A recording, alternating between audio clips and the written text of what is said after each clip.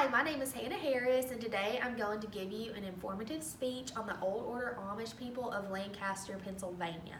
This presentation will describe the living history of the Old Order Amish in this specific area. It will identify who they are, where they came from, what they believe, and how we can benefit from them today. The first thing that I'm going to talk about today is what exactly are the Old Order Amish people. There are three different types of Amish people, and the truest representation of the original Amish people are from Switzerland and Germany. The Old Order Amish came to Pennsylvania in the 18th century to escape religious persecution from the Germans, and they actually chose Pennsylvania because land grants became available in the new state of Pennsylvania. They got their name from Jacob Ammon, who escaped from Anabaptism in 1693. And you might be wondering, what is Anabaptism? And that leads me to my second point today. Anabaptism is the unique defining characteristic of religious beliefs. It also means adult baptism, and this set the Amish apart from other religious organizations in the early 16th century during Reformation. And the first Anabaptism and Baptist came from Switzerland in 1525, along with the Baptist rules of the church were established. These rules are also called ordined. And there are many rules of the church, but the Amish believe that they will come up with whatever they want to do, whatever they want to accept. And these all come from the literal interpretation of the Bible. So the Amish are distinct in that there are only 3 Anabaptist groups that will not allow the use of electricity. And that is why today, when you go to Amish country, you can actually see people riding around in horse-drawn buggies. And the church rules also call for 1 bishop in each house each Sunday in an Amish home. They go to different families' homes each Sunday, the Amish people do, and the sermon is preached in strictly Dutch, and you must learn to speak Dutch and English if you are Old Order Amish. The most distinct Amish belief is a belief of humility, and this can only truly be seen if you visit Amish country yourself, which is a really neat place to visit. I highly recommend it. The Amish follow the acronym JOY, which means Jesus over others and before yourself. And the Amish people don't want any attention to themselves. They don't want to see any pictures of themselves. They don't want pictures taken of themselves because they believe that this will make them feel too prideful and that you're complimenting them. It's a sin to them. And they don't want you to compliment any of their goods that they make. They don't want any of this stuff that makes them feel prideful. So culture is the final point that I will make clear today about the Old Order Amish people.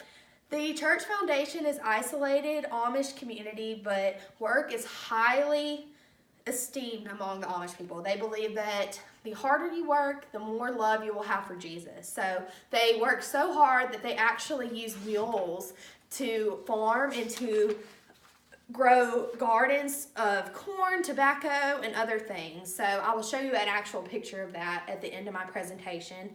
School life is very interesting too in Amish country. The children only go to school until the 8th grade because they believe that that is the adequate age for the Amish life to quit schooling. And another point of the Amish culture is that they are very significant in what they wear when they're Old Order Amish. They like to wear all black.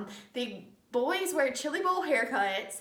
The girls wear their hair split straight down the middle with a bonnet on, and they are very, very strict about this. They are very, very Old Order Amish in this way. So horse-drawn buggies are used for transportation, and something that I thought was really neat when I visited Amish country in Pennsylvania was we went to a Target and we were actually able to see a buggy tied up to a post at Target, and I thought that was really, really cool. Amish people aren't exactly Amish until they decide that they want to become Amish, and something that they do is called Rumspringa. And between the ages of 15 and 16, they can decide, do I want to go to the real world and become a real English person, or do I want to strictly become Amish for the rest of my life? And about 10% decide that they want to go and explore the world and not be Amish anymore, and about 90% of them go strictly directly to Old Order Amish community. And once you become full Amish, you are not you can do anything you want with your hair. The men can shave their beards, the women can cut their hair, and the divorce rate for Amish people to get married after they decide that they want to be Amish is about 10%, so that's pretty neat. We can benefit from the Amish in very, very many ways, and one of which is the Amish handmade goods, which I actually have to show you today from when I visited Amish country.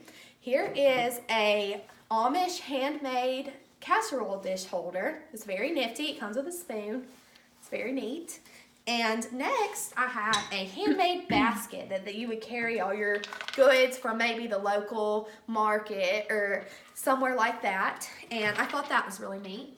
And lastly, I have this awesome quilt that I have displayed on my podium today that is very soft and very beautiful. Each stitch was stitched on there precisely by an Amish woman, and I thought that was pretty neat. So today I want to show you, lastly, a few pictures of the Amish people that I described in my speech.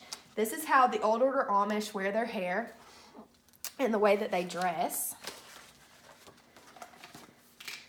And here is an example of the way that they work really hard and that they believe that they can get closer to God.